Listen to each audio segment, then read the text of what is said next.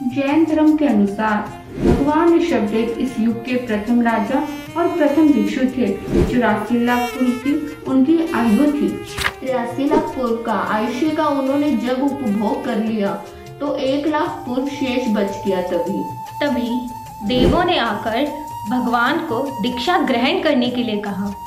भगवान ने बेले व्रत के साथ चैत्रवदी अष्टमी को दीक्षा ग्रहण कर ली। उनके साथ 4000 राजाओं ने भी दीक्षा ली, लेकिन अपने ध्यान और अपनी साधना में तल्लीन भगवान ऋषभदेव जी एक ही मुद्रा में लीन हो गए, मानो वो अपने कर्मों के क्षय की तैयारी कर रहे हैं और प्रतिक्षण अपनी आत्मा के विलास को भोग रहे हैं। इस प्रकार 400 दिन तक भगवान ऋषभदेव निराहारी रहकर ध्यान अवस्था में रहे।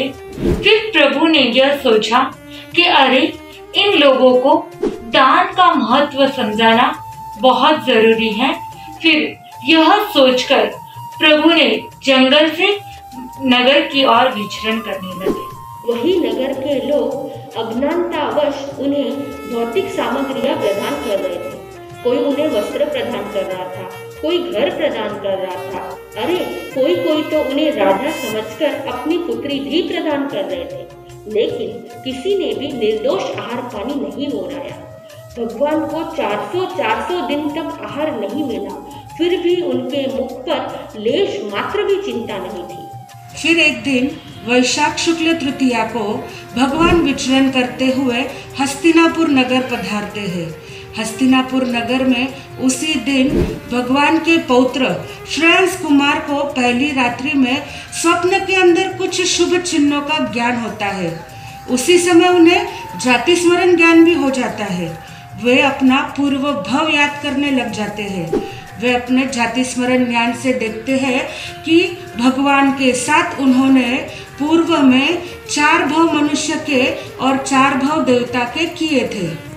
श्रेयस कुमार ने अपने पूर्व भव में यह भी देखा कि उन्होंने महाविद्य क्षेत्र में प्रभु के साथ दीक्षा ली थी।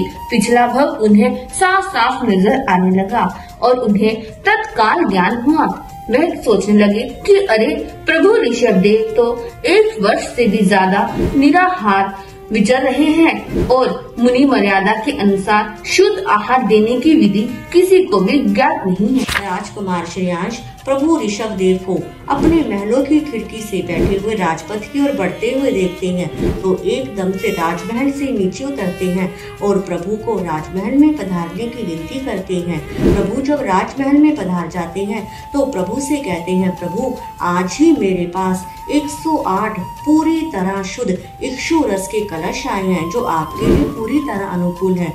प्रभु राजा श्रेयांश की ये बात सुनकर अपने दोनों हाथों की अंजलि कर लेते हैं और प्रभु को राजा श्रेयांश 108 इक्षु रस के कलशों से पारना कराकर आज का अक्षय लाभ लेते हैं। तो इस प्रकार प्रभु ऋषभदेव 1 वर्ष 40 दिन की तपस्या का पारना करते हैं। जब प्रभु का पारना हो जाता है तो देवता अहो दानम की दिव्य घोषणा करते हैं। इस प्रकार आज का दिन वैशाख शुक्ला तृतीया का दिन अक्षय तृतीया के नाम से जाना जाता है।